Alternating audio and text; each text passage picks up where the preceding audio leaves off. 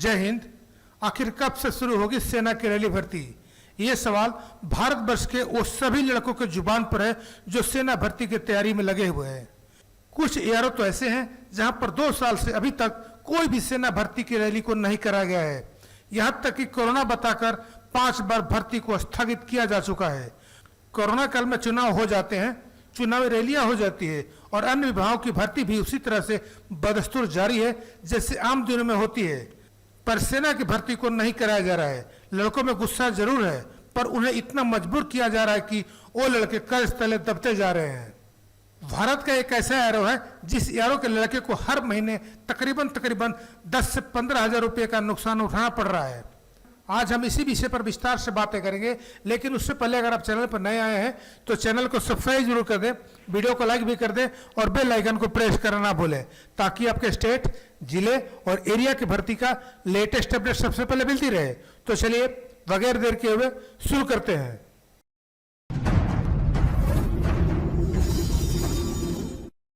हरियाणा में बार बार सेना भर्ती रैली स्थगित होने के कारण सेना में जाने की तैयारी कर रहे युवाओं को करोड़ों रुपए का नुकसान हो गया है। अगर बात करें अकेले एआरओ रोहतक की, तो रोहतक में तकरीबन 400 करोड़ रुपए का नुकसान हो चुका है। ये सुनने में जरूर आप लोगों को अटपटा लग रहा होगा, लेकिन ये सच्चाई है। दरअसल बार बार सेना भर्ती रैली स्थगित होने के चलते युवाओं को यह फटका लगा है। पिछले 1.5 साल के अंतराल में एआरओ रोहतक की तरफ से अलग अलग कारण बताकर 5 बार सेना भर्ती रैली को स्थगित किया जा चुका है।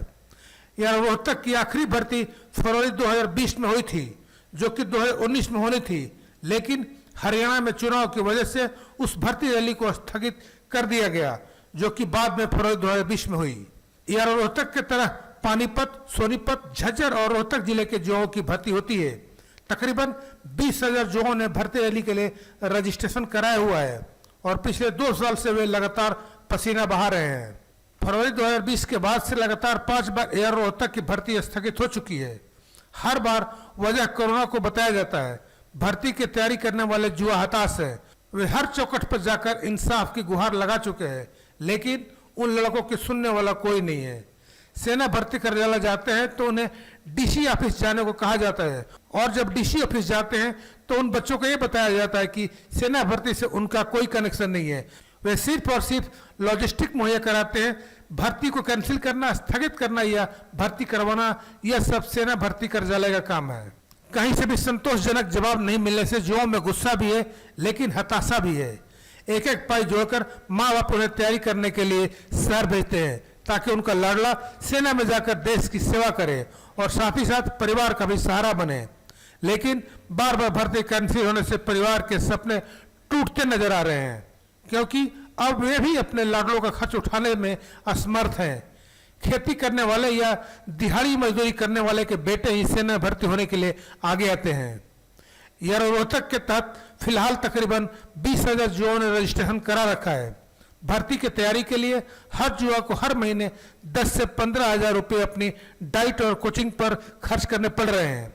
आर्मी भर्ती की तैयारी को लेकर पिछले 2 सालों में औसतन हर बच्चे को 2.5 से 3 लाख रुपए खर्च आया है।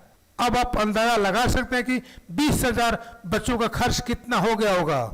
अगर औसतन प्रति युवा 2 लाख रुपए भी खर्च माना जाए तो 20,000 युवाओं का 400 करोड़ रुपए खर्च बनता है, जो कि इनके परिवार को आर्थिक स्थिति को डावाडोल करने को काफी है।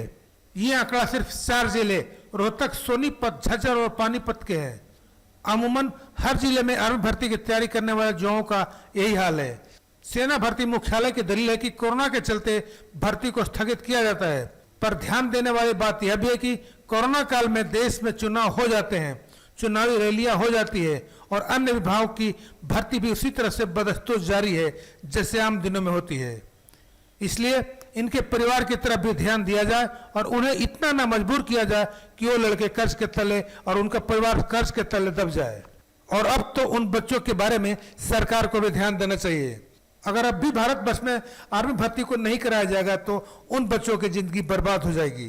अगर आने वाले दिनों में सेना भर्ती रैली को नहीं कराया जाता है तो इन बच्चों का जिंदगी तबाह हो जाएगा और इनके परिवार भी तबाह हो जाएंगे। ये बच्चे और इनका परिवार जो कि खेती बाड़ी करने वाले हैं, दिहाड़ी मजदूरी करने वाले हैं, वो कर्ज तले दबते चले जाएंगे और उनके परिवार को तबाही से कोई भी नहीं निकाल सकता है। इसलिए अब सरकार को उन बच्चों के बारे में जरूर ध्यान देना चाहिए और उन बच्चों की भर्ती को भी कराना चाहिए। मैं भारतीय सेना और भारतीय सरकार से यही गुजारिश करूंगा कि अब इन बच्चों के बारे में सोचना चाहिए और उनकी भर्ती को जल्दी से जल्दी शुरू करवाना चाहिए। जय हिंद।